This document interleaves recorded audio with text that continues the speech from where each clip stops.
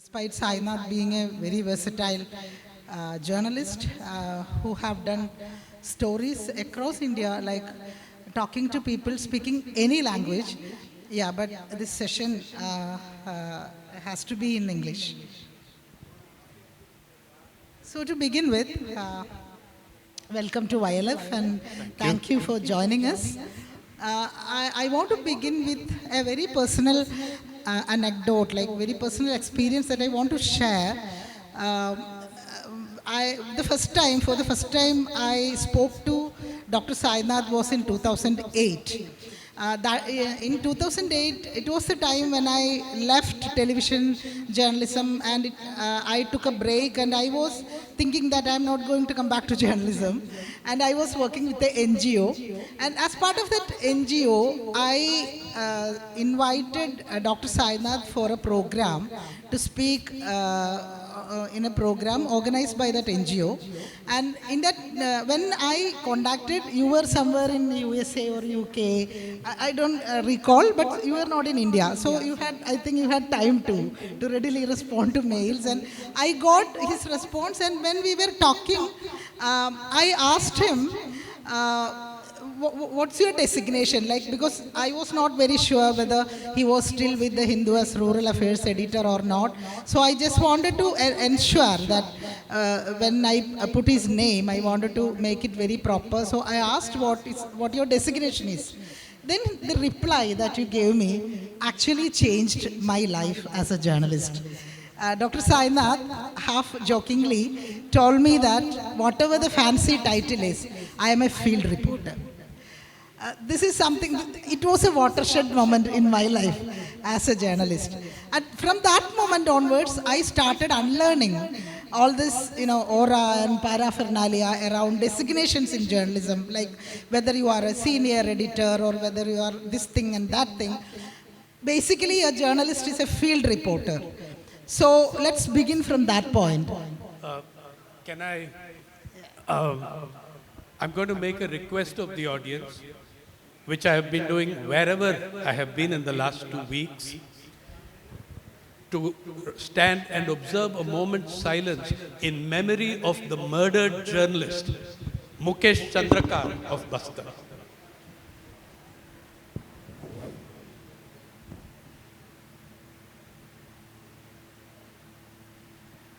Thank you. Mukesh was a 32-year-old young fellow who was murdered. I knew him personally. Last year, when I was going around with my new book, he interviewed me for YouTube, met him in Bastar, and other times also I met him in Bastar. And his murder is very relevant to the questions you have in mind. Yeah, of course. I was about to ask Dr. Sainath about the situation of journalism in India now, and I will come to that point later. To begin with, as I said in the beginning, what is the state of affairs on rural reporting in India, both regarding the legacy media and the digital media? Especially when we go through your platform like Pari or your recent book on this freedom fighters, the last heroes, the kind of people, the rural Indians that journalists like P. Sainath bringing in, where are they in the legacy media? Why they are absent from the legacy media? Actually, I don't believe they are absent from the legacy media. I believe there are hundreds of fantastic journalists working in the worst newspapers and channels. Okay? There are hundreds, if not thousands, of fine journalists working in the worst media institutions. However, they do not have the access of freedom to publish. They don't. Three fundamental things that I want to tell you about to locate anything else you want to do about media. One,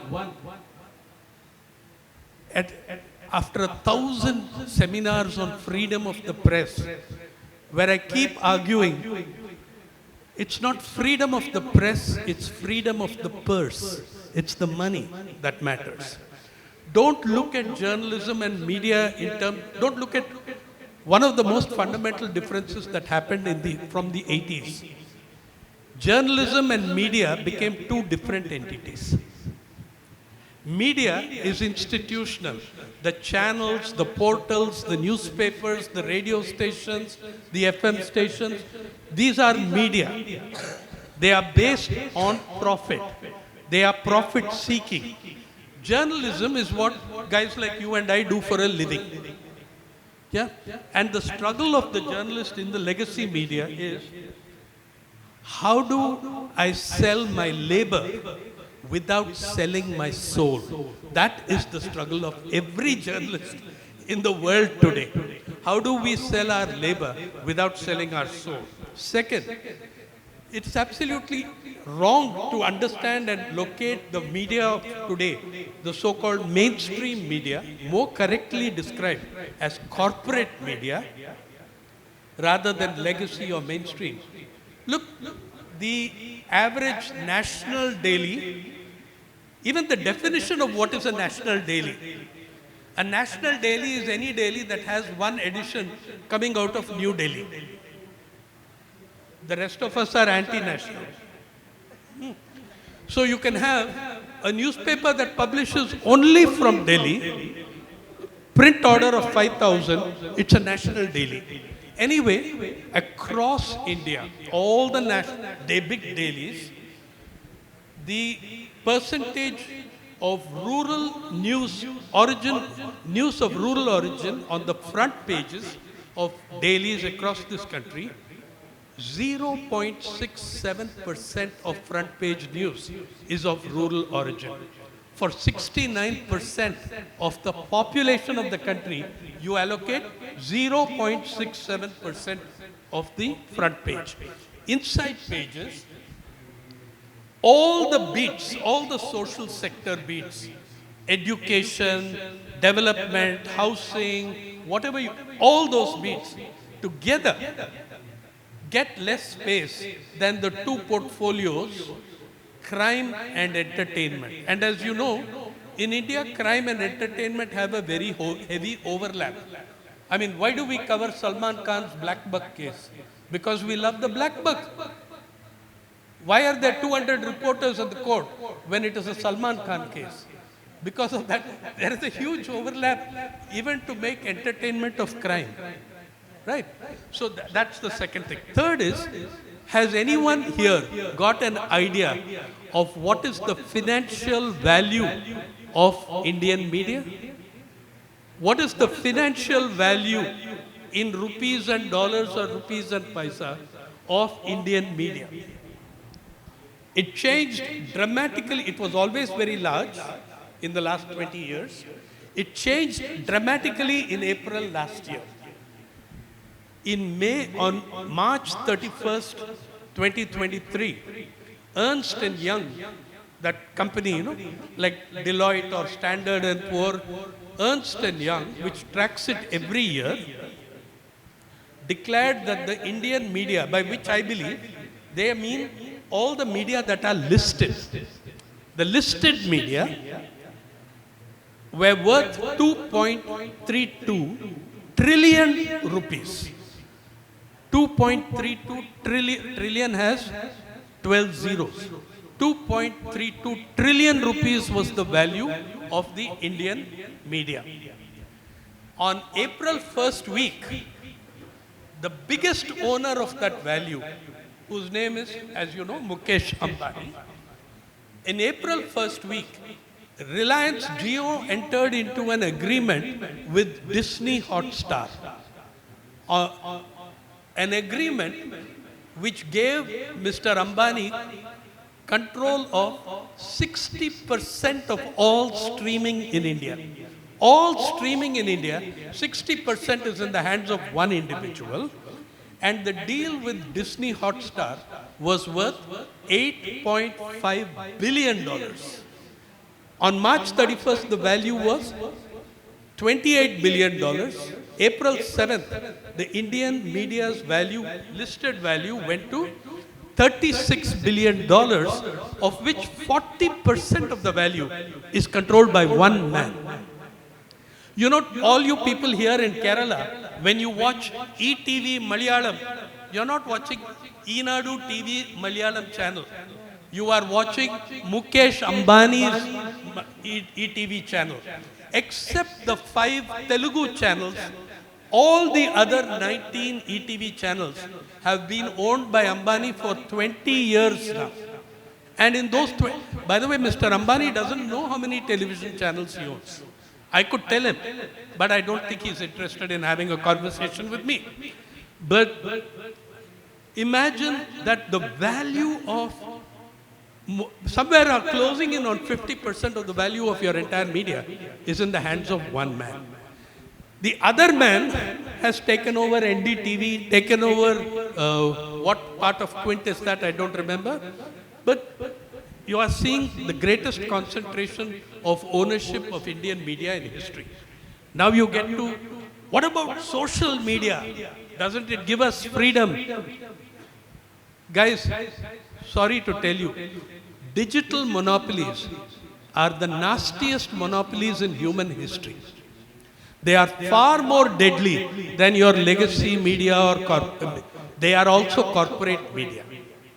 Now, I'll give you an example, 2 examples. One is, what makes digital media deadlier as monopolies than any monopoly in human history? No monopoly in history, not Rupert Murdoch's monopoly, no monopoly in history, not in banking, railways, shipping. No monopoly in history has the unique feature of digital media. These guys own your personal data. I call them human data traffickers. They are data traffickers. They sell and purchase and own your data. They traffic in your data. Every time you go on Amazon, if say my friend Professor Chaman Lal sends a message, email, that he is planning to have a holiday in Brazil, how many advertisements do you get for resorts in Sao Paulo and Rio de Janeiro in your email? They have algorithmed us out of our intellect. We are algorithmed out of our intellect. This is the power of that. Oh, in the last 3 days, Mark Zuckerberg, Facebook, Instagram, Meta, publicly surrendered to Donald Trump. What I'm saying is that the financial interests of corporate media will determine what it covers. Mark Zuckerberg, Jeff Bezos, who used to be anti-Trump, owns Amazon, owns Washington Post, surrendered to Donald Trump. All this, not because they like Donald Trump, but because they need him for the money they make. And they need him not to disturb the money they make. Please don't look at your media as, when you analyze them, don't analyze them in the old doctrines of freedom of expression, fourth pillar of democracy, media as fourth estate. The media are closer to real estate than to fourth estate. Okay? So understand that you need to analyze media as corporations. When you analyze them as corporations, you will get a far greater idea of where to locate our struggles. Yeah, and most of these media corporates own industries like mining, like then how they are going to, this is such a, such a complex thing, how they are going to report on something. And this brutal murder of the journalist in Chhattisgarh is very relevant in this context. So coming to that point, I wanted to hear from you on journalism has become a very dangerous profession in India nowadays. Journalists are being booked, framed up, beaten up and even killed. As we saw last week, that's unfortunate incident. And journalists are being booked under draconian laws like that of UAPA and all. And there are around 16 to 17 journalists in India booked under UAPA, and I am one among them, as you know. So this is the situation in India now. So how do you analyze the situation? Is it something new, or was it there from the right beginning? The danger and risk to journalists in rural India particularly is a very old problem. It is not starting with Modi in 2014, but it takes a flying leap forward in terms of scale. First thing you understand, that if you're a small rural journalist, you do not have the insurance of caste and class that Shahina and I do. Okay? There is some insurance in that, in our social backgrounds, in our class backgrounds, there is some insurance. Mr. Modi's singular achievement has been to tear that insurance and put it in the dustbin. Therefore, now we are looking at what happens to journalists. Okay? Long before 2014, I had already written an introduction for the CPJ, Center for Protection of Journalists, for their report on journalist killings in India from 1991 onwards. Now, as young journalists go, and the kind of problems you face, there's a difference between rural India and urban India. If you're in urban India, in rural India, you can very easily meet the fate of Mukesh Chandrakar. It depends on what journalism you are doing. What is the kind of journalism? I tell my students, I've been teaching journalism 38 years. I always tell my students, if you do challenging journalism, you will be challenged. If you don't do challenging journalism, you can go through 50 years warming your stool and nothing will happen to you. It depends on what kind of journalism you do. Mukesh Chandrakar did the journalism of people, not the journalism of power. He did the journalism of protest, not the journalism of appeasement, not the journalism of kowtowing to corporate power or to political power. So what journalism you do, remember this, if you are doing challenging journalism in urban areas, you are also not safe. Please remember that the 5 major political deaths, assassinations in this country, all those 5 people were journalists. Narendra Dabolkar, the intellectual, anti-superstition movement leader, he was a journalist. He ran a magazine. I presided over the 25th year of that magazine, Antashraddha Nirmulan, Andolan. He was a passionate journalist. He was murdered. Then Gobind Pansare, CPI leader, trade union leader, wrote the finest book on Shivaji, showing Shivaji as a secular peasant king who was pro-farmer and gave instructions not to loot farmers and not to trouble them too much, things like that. Gobind Pansare was a regular commentator on TV and a regular columnist, murdered. Then Professor M.M. Kalburgi, academic, former vice chancellor, a prolific columnist, murdered.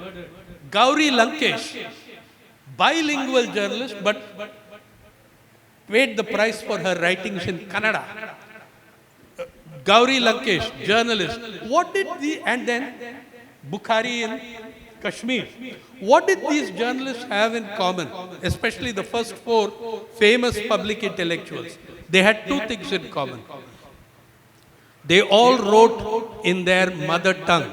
They wrote in Indian languages, which threatens fundamentalists far more than we do in English. That's why, by the way, in People's Archive of Rural India, we publish every day in 15 languages. We publish in 15 languages, including Malayalam. All these intellectuals, Pansare, Kalburgi, Dabolkar, Gauri, the second thing second issue, They were all rationalists. I beg you to understand this. The fundamentalists are not so afraid of secularists. Secularism doesn't cost them much. They are terrified of rationalists. Rationalists give the game away. They come and show you how your miracle was done. They come onto the stage and show you where that vibhuti is coming from. All the four were rationalists. They were staunch rationalists. Besides, except Gauri Lankesh, all others were aged too. Like, yeah, we haven't even seen in cinema violence on very old people, but we have witnessed in our real life. Most of them were 80, 81, 82, except Gauri Lankesh. Yeah, that's right. But Mukesh Chandrakar is much younger than Gauri Lankesh. I'm saying that the kind of journalism you do will determine whether you are attacked or not.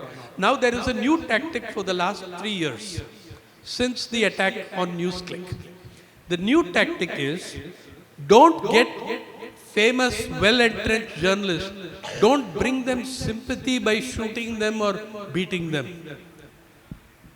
Attack them with economic offences cases, like they did with NewsClick.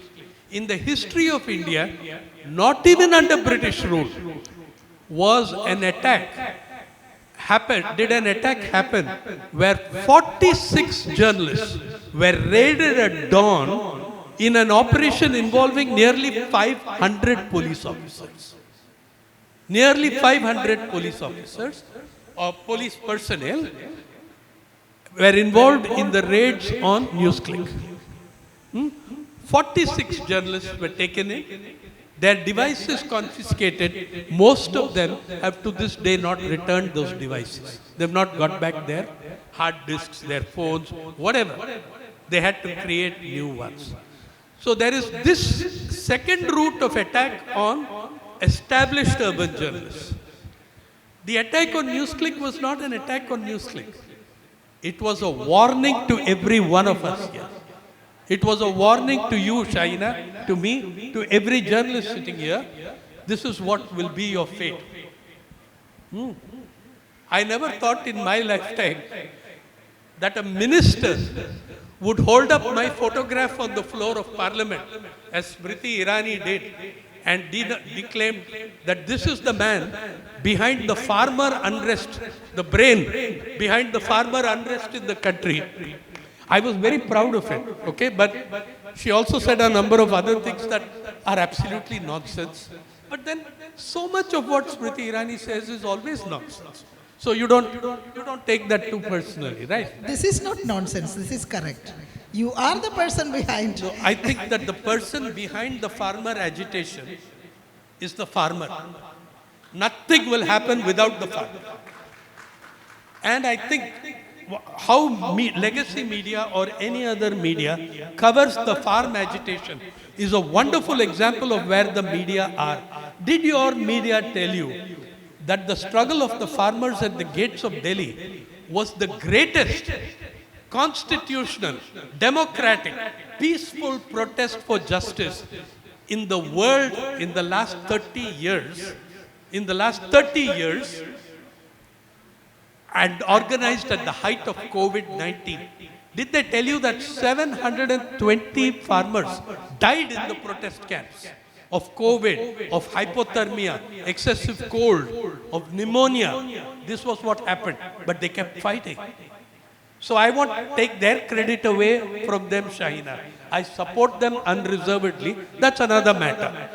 But let me give you one more comparison. Which is the famous struggle for justice that all of you are familiar with, which your newspapers used to front page? Occupy Wall Street, 2011, America. Thousands, a few, 7,000, 8,000, very idealistic young Americans, very idealistic, mainly techies, occupied Zuccotti Park on Wall Street. Zuccotti Park is a privately owned park. And the owner of Zuccotti Park was sympathetic to the kids. He never asked them to get out. He never asked them to be cleared or evicted. But at the end of 9 weeks, the mayor of New York ordered the NYPD, throw them out. In 8 hours, Zuccotti Park was clean.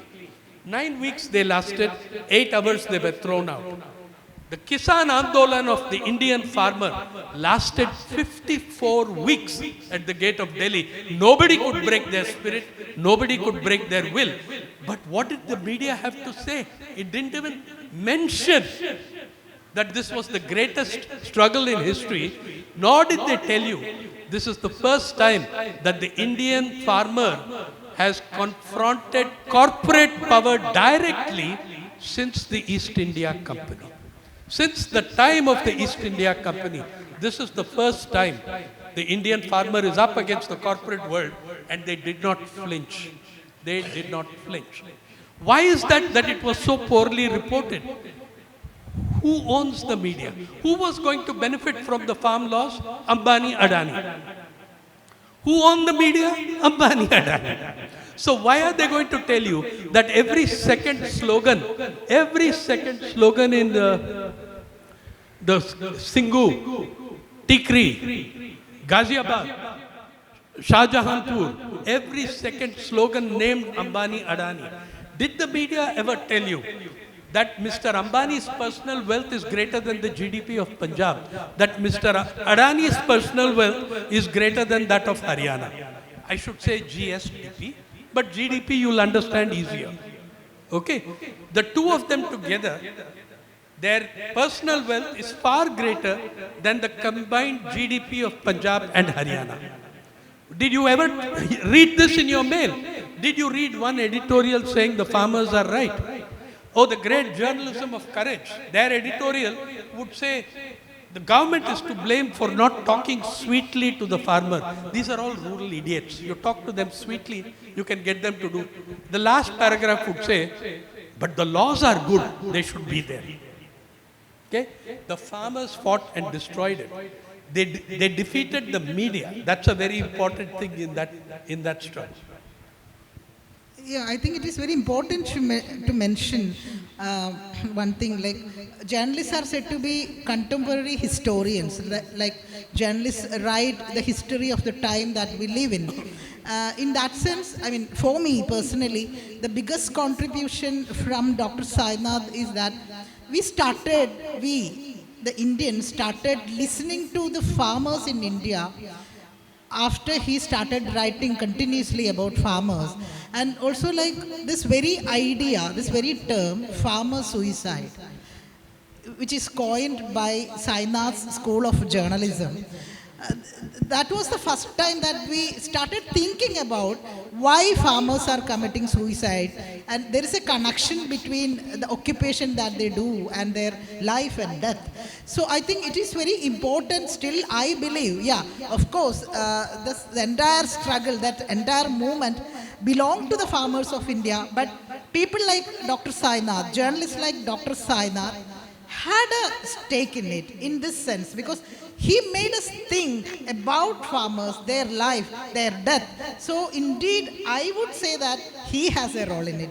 And then when we talk about such silence from the side of the media, who have never reported that in every second slogan there were the names of Adani and Ambani, and this farmer struggle was reported very poorly. My question is, what is the way forward for journalists like me or several others who want to do real journalism? What is the revenue model before us? Because as you said, there is everyday raid by all this, like enforcement directorate. And when you start an establishment very humbly, you have to expect that somebody would knock at your door anytime. So what is the way forward? Well, firstly, Shahina, I will thank you for being so generous to me and attributing so much credit to my work.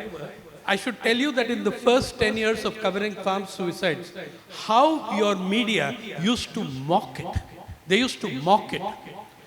At a meeting of the Nagpur Union of Journalists, in 2007, held at that time to felicitate me for the Magsaysay Award.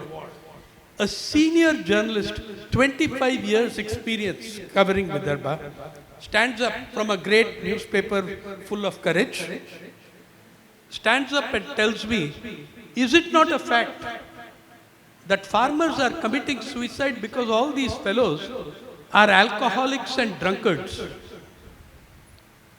I said, it's a fact that alcohol is a problem in the farming community as it is with every other community. But if alcoholism was the driving factor behind suicide, damn it, there would be no journalists left in the world. And very few academics, and no human rights activists at all. Okay? So this kind of nonsense of trivializing, mocking the farmers' suicide, what is the way forward? I think there are two things, minimal. There are maybe 20 things to do, but there are two things which are minimal. The first is to facilitate, maybe even felicitate, but facilitate and support the many independent media. I don't like this word alternate media or non-mainstream. I do not concede the word mainstream media to corporate media. How do you call someone mainstream which excludes 85% of your population? Yeah, they are not mainstream. They are extremely elitist and narrow. The first thing is to support and facilitate independent media, the Wire, Pari, Scroll, whoever, independent media that is not willing to take dictation from the state. That is one. How many of us subscribe to or support EPW, Economic and Political Weekly? It is also losing its sting now. Financial survival. Shahina, to take this question of revenue model, I'm very happy to take this issue. Every time I meet people and I'm, talking about how we need to build this independent media, they say, but what is your revenue model? I never had one. No great creative work in history was done by someone who had a revenue model and got it cleared with the chartered accountant of the venture capitalist. If Shakespeare was required to have a revenue model, would Romeo and Juliet have an unhappy ending? Never. Would Disney ever agree to have a tragic ending? No chance. The Disney films made a comedy and a happy ending out of the Hunchback of Notre Dame. Quasimodo lives, everybody lives happily. And it's all fun. Because tragedies don't make money.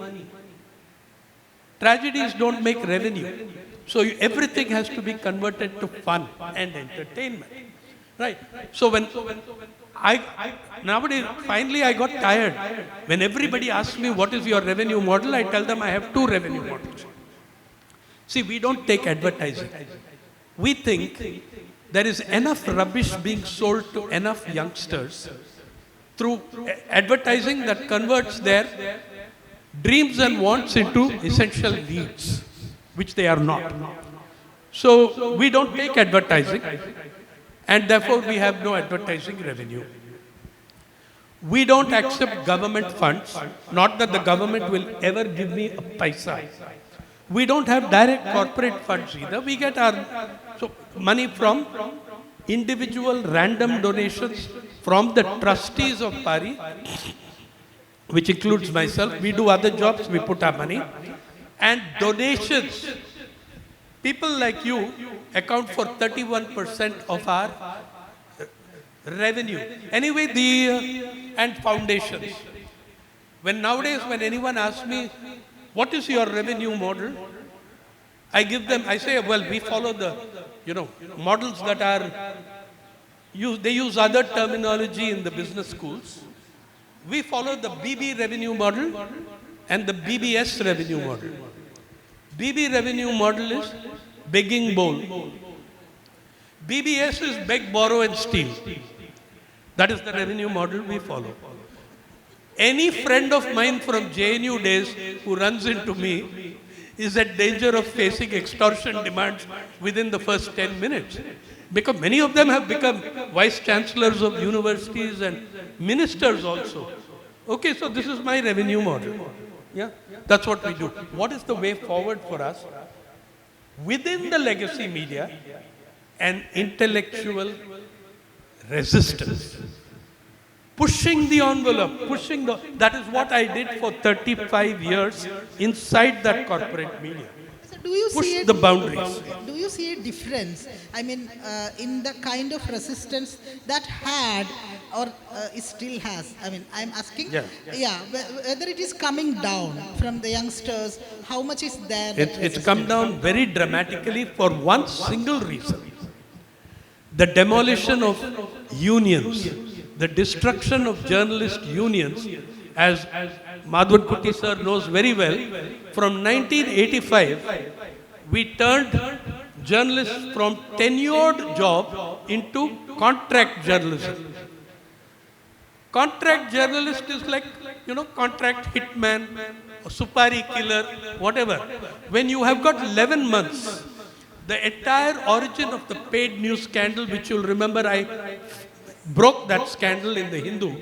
The paid news scandal comes from forcing journalists to do things they don't want to do. Journalists used to ring me up and tell me they're asking me to cover so and so very favorably, and Sainath, I am 2 months away from renewal of my 11-month contract. I have 3 EMIs, housing EMI, vehicle EMI, and EMI on the education loan I've taken for my daughter to go to Columbia University. Sainath, do you want me to be a hero? Yeah? So all this happened, the independence of the journalist happened with the contract system destroying the journalist unions. Journalists could no longer, Kerala still has some semblance of a journalist union. Delhi Union of Journalists has a strong union. Nowhere else in the country are the unions capable of even challenging the management because the contract system killed us. That's one huge difference. Second is, I came into journalism in 1980. You look how the commercialization takes place. When I joined United News of India, New Delhi, September 1980, I remember the day because it was the day the Iran-Iraq war broke and I was alone on a night shift. That day, at that time, every newspaper, every news agency had a labor correspondent, it had an agriculture correspondent. Kutty sir, am I right? Every newspaper had a labor. Can you find me a labor and employment correspondent full-time in any newspaper in this country? The only full-time farming correspondent was with the Hindu, that was me for 10 years. Rural affairs editor, Hindu. And that too I was covering the rest of rural affairs, not just farming. Okay? When you do not have full-time correspondents to cover farmers and laborers, urban or rural, you are saying that 75% of the population do not make news. Except once in 5 years when you need their votes. Okay? So this is, you have, and then you call this media mainstream, which excludes 85% of the population, other poor people. So there is a huge difference. The youngsters joining these days face a far more difficult situation than I ever did. I got into journalism at the last moment of the right time. The last gasp, the last breath. Yeah? Indian journalism is the child of the freedom struggle. And that's where we have to look back. How journalists resisted. Year before last, a journalist called H.S. Doraiswamy died. He is one of the characters in my book, Last Heroes. Doraiswamy ran a newspaper in the Mysore movement against the Maharaja. It was called the Mysore Chalo movement. H.S. Doraiswamy had his paper shut down. He crossed the border into British territory, Anantapur, Rayalaseema, and he reopened the newspaper there under 6 different titles. Yeah? And he very happily told me, the collector never asked me why I need 6 titles for one newspaper. Because when they shut down one newspaper, the same thing would appear the next day under a different name. So the newspaper came as People's Voice, People's Choice, People's Guardian, People's Tribune, People's whatever. It kept coming no matter how many times they closed it. Look at that sense of resistance. After that, I have seen that sense of resistance in the farmers, not in the journalists. So we need really to recapture that spirit of resistance. And by the way, about what you said about raids by Enforcement Directorate, etc., I want you to know that all of us are in the queue. Coming soon to a knock on the door near you. All of us are in that queue. Make no mistake about it. When you do what you do, be clear.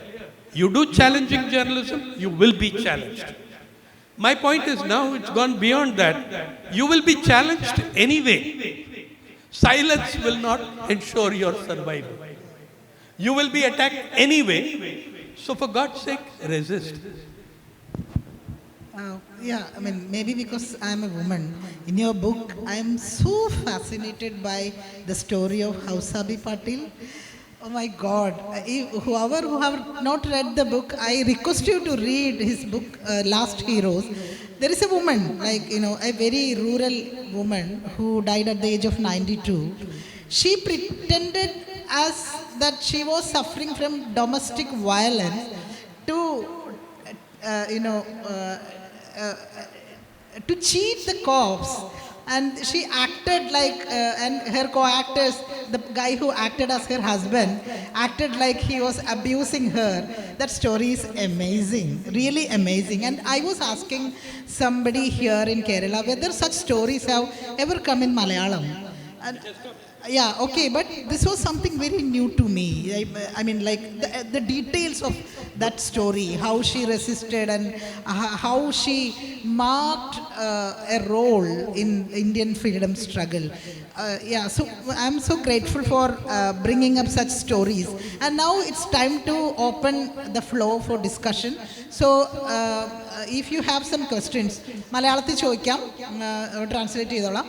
ചോദ്യങ്ങൾ ഉണ്ടെങ്കിൽ ഇപ്പോൾ ചോദിക്കാം. നമുക്കൊരു 5 minute ആണ് ഉള്ളത്. ഒരു 2-3 ചോദ്യങ്ങൾ പരമാവധി.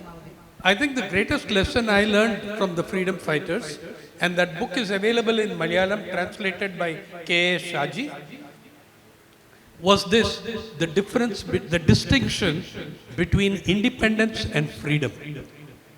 Hausabai's leader, Rambao Lad, he told me when I was congratulating him and gushing with praise, I was congratulating him on his role in the freedom struggle. He corrected me. He said, we fought for 2 things. We fought for independence, we fought for freedom, we attained independence. We attained independence.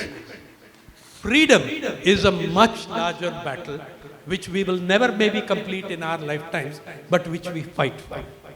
32 വർഷം കൊണ്ട് മുതലാളിത്തം എറിഞ്ഞു കൊടുക്കുന്ന അപ്പകഷ്ണം രുചിക്കാത്തതിൻ്റെ പേരിൽ 63 പത്രപ്രവർത്തകർ മരിച്ച ഒരു രാജ്യത്ത് നിന്നുകൊണ്ടാണ് sir fight ചെയ്യുന്നത്.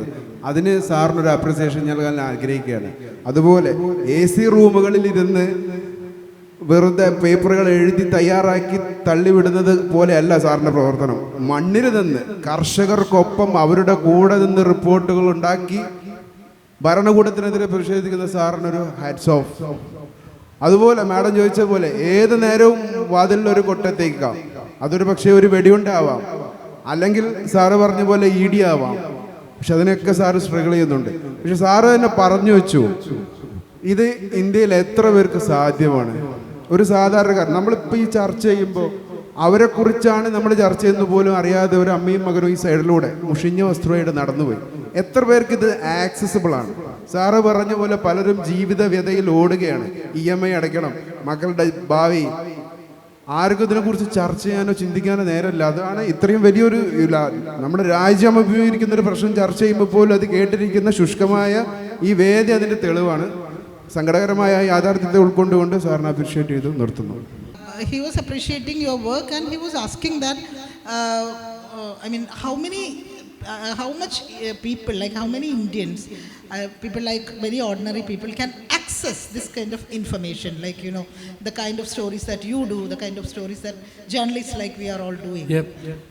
The reason I quit so-called mainstream media and started People's Archive of Rural India is to create a platform which is accessible to anybody free of charge.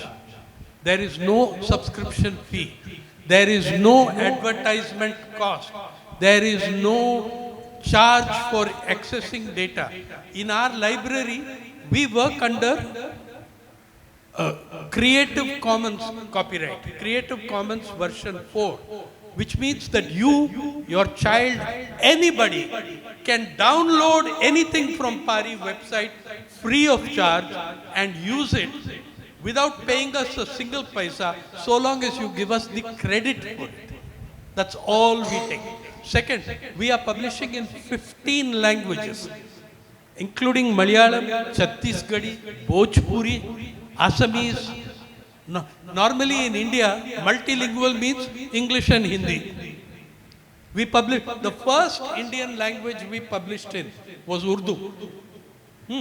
We publish in all these languages free of charge. And one more thing now we are going to add, audio.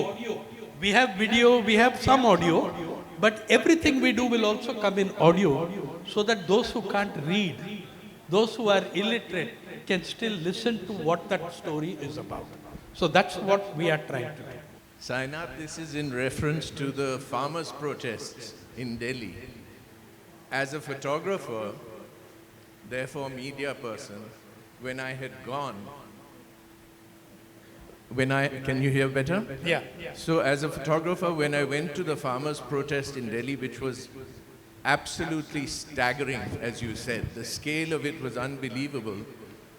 But seeing the camera around my neck, every single group of farmers there asked me, what media do you belong to? Who are you? And they were banishing media that they knew were Godi media. Yeah. They would see a camera person come, they would see the name on the mic and ask them, and the minute they knew which organization that person belonged to, they would evict them from the site. And I was only welcomed when I said I had gone with the CPM Kisan leaders who were speaking on the podium. So the farmers were absolutely clued in, and this is a people's reaction to what is happening in the media. Yeah, but at the same time, those farmers, Ram, also the same farmers created a media center where the Godi media could also get feeds from if they needed it. But they could not create illusory media, illusory coverage that they were not permitted to do. As you said, absolutely. That's why I said the farmers not only defeated the government, they defeated the media also. Yeah, that Trolley Times was a local initiative. A bunch of young people in Singhu and Tikri, especially Singhu, started their own newspaper to cover the farmers' agitation. 5 to 10 youngsters. Every day they brought out this paper, Trolley Times. By the way, Professor Chamanlal, we gave them free access to whatever PARI was publishing, they could use. And they did sometimes. Yeah, one thing which I want to ask you, like, as you said, PARI is completely free. We can download anything from PARI. But the problem lies in the information gap, I think. How many people know that, it is available free of cost? And so this information gap is created by what you said, the digital monopoly, the strange way of algorithms working. So how do you address that? See, what Shahina is saying is very important. Going back to the digital monopolies. I have 80,000 plus followers on Twitter. But do you think each time I write, I'm reaching those 80,000? I reach 2% of them, maximum. To reach the next 1%, I have to make it a paid post. I want to reach my 80,000. I'm going to be paying a bloody fortune to Elon Musk. This is a fact that you should know. This is paid media. The wonderful thing about the internet, two things it has done. Internet has guaranteed everybody a voice. It has not guaranteed that anybody will listen to you. For them to listen to you, you pay. Right? That's one thing. The second thing is also that in the Twitter and elsewhere, please know that the accounts of the Kisan agitation, frequently the Kisan Andolan's Twitter accounts were shut down on the orders of the government of India. Later, when a Twitter whistleblower and a Facebook whistleblower appeared in the US Congress in the Senate hearings, they said that of all the countries in the world, the maximum number of demands for blocking accounts, for shutting down accounts, came from the government of India. That is where the maximum number of demands came from. So you're having that problem as well in this. Now about Pari, I think I've earned the right to boast a little to you. On December 20th, we completed 10 years. Guys, I am proud to tell you that in 10 years, Pari won 81 journalism prizes, honors and awards, including 22 international prizes. And so we are struggling, we are less known, but when people know of us, one of my friends gave me an ego put down. When I was telling him this, we have won 81 prizes, one every 43 days we have won. He said, yeah, that's very nice for you, but you're winning all these prizes because nobody else is doing anything. Who is doing anything else on rural India? Yeah, there is no competition. So you guys have no Pari. competition. So you'll win every bloody award there is. It's not such a great deal. How do we get known? We get known by my coming and appealing to people like you. We get known wherever I had the opportunity to tell people, look, 81 prizes, and by the way, nobody covered COVID-19 like we did. Nobody covered the reverse migrations. Our reporters went back to the villages with the migrants. Nobody covered it like we did. Nobody gave numbers for the number of migrants like we did. None of this happened, but every year, March end, from between now and March, we are out with our begging bowls, asking for support. And we need also you to talk about us. We need you to look at Pari, talk about us. We reach a very young audience, by the way. Our maximum audience, 68 or 72% of our audience is between the age group 18 to 35. But Google does not give you stats for below 18. There are no stats for that. We believe we have a large number of following there also. Instagram, 120,000 followers. In 4 years, we went from 4,500 to 120,000. But we are always aware that at some point, Instagram can be shut down. We want to keep primacy for our regular website. And I want to say one more word. Why you are here at a book festival, why books are important. Why books are so important. And by the way, I prefer people read Pari on bigger devices. I'll tell you why. Oxford English Dictionary every year chooses word of the year. You know what is their word of the year this year? Brain rot. And the most famous word on internet is doom scrolling, endlessly sitting there in the phone, even in the audience at this moment, people going on their phones. 3 medical studies have come. Harvard Medical School, King's College, Cambridge, Oxford Medical School, Oxford's Medical Department, University, are saying that constant consumption of trivia from WhatsApp, from social media, is creating brain damage. It's creating damage to cognition, to cognitive power. If your children are growing up on this diet, they will never have the knowledge, the width, the bandwidth that you do. They will not have that. Because there are limits to what you can consume on that. And the endless scrolling of trivia, it means your brain is not challenged at all. This is not me saying it. These are 3 late studies from 2024, 23 studies from Harvard Medical School. You can read about it in The Guardian. They carried a very big article on it a month and a half, 2 months ago.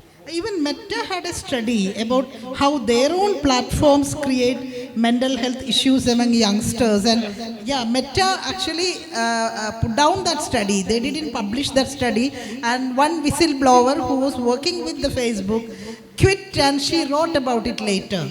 She brought all those studies out. That also happened. I just wanted to mention that. വേറെ ഏതെങ്കിലും questions ഉണ്ടോ, ചോദ്യങ്ങളുണ്ടോ ഇനി? Sorry, just another intervention in relation to trolley times.